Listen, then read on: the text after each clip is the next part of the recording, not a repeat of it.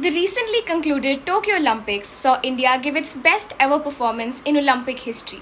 With an impressive tally of 7 medals, including 1 gold, 2 silver, and 4 bronze medals, India stood 48th in the medal tally out of all participating countries. We extend a hearty congratulations to Neeraj Chopra, Ravi Kumar Dahiya, Mirabai Chanu, PV Sindhu, Bajrang Punia, Lovlina Borgohain, and the men's hockey team for their brilliant performances and subsequent victories in the Tokyo Olympics. We'd also like to congratulate Avani Lekhara, Bhavina Ben Patel, Devendra Jajaria, Nishad Kumar, Sundar Singh Gurjar, Yogesh Kathunia, and Vinod Kumar for their brilliant wins at the ongoing Tokyo Paralympics. All these talented athletes have truly brought laurels to the country. India has come a long way from the last Olympic Games held at Rio de Janeiro in 2016, when it won only 2 medals and was ranked 67th in the medal tally. Its performance in other games has also improved significantly in the past few years. What do you think is the reason behind this improvement? An article by The Wire that I recently came across had a very interesting insight on it.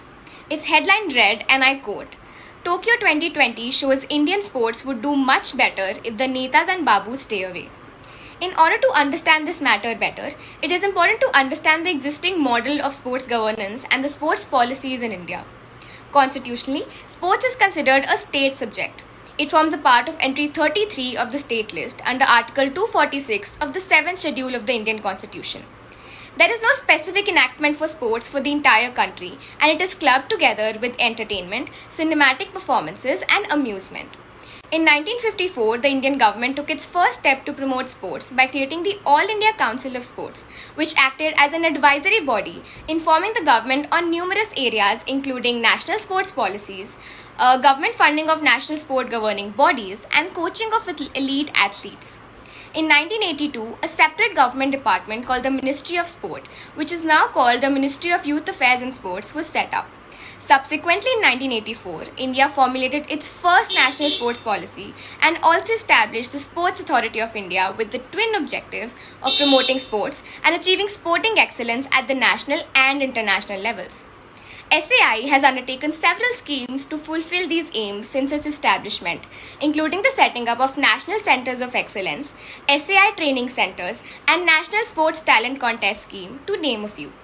India continued to introduce different reformulations of the national sports policy, notably the ones in 2001, 2007, and 2011.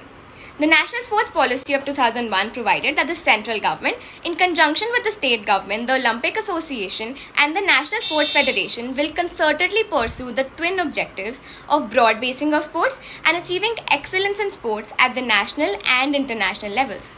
In 2011, the Ministry of Youth Affairs and Sports under Government of India passed the National Sports Development Code of India. This code superseded all notifications and instructions by the Government of India pertaining to good governance of the national sports federations. Now, referring back to our earlier question about how India managed to improve its performance in the sports, especially in the Olympics, a major reason is the increased focus on sports, which is reflected by an increase of 50 crores in the allocation of budget to sports in the government budget of 2020 to 21.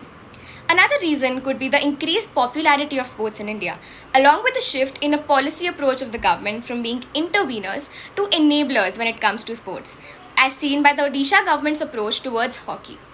However, despite an improved performance, India is far behind achieving its true potential in sports due to a lack of adequately developed infrastructure, improper implementation of policies, and a flawed model of sports governance plagued by corruption, nepotism, and financial irregularities, and most importantly, underutilization of resources.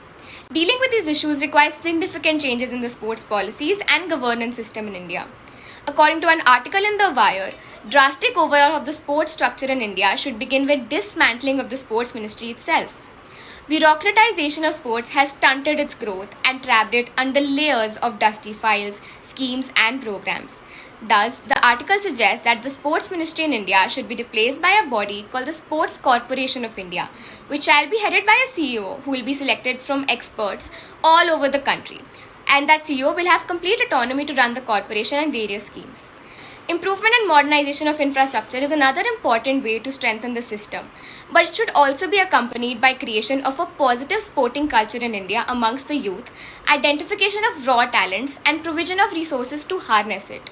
The system of sports funding in India should also be revamped to ensure that adequate funds reach the relevant places and people at the right time.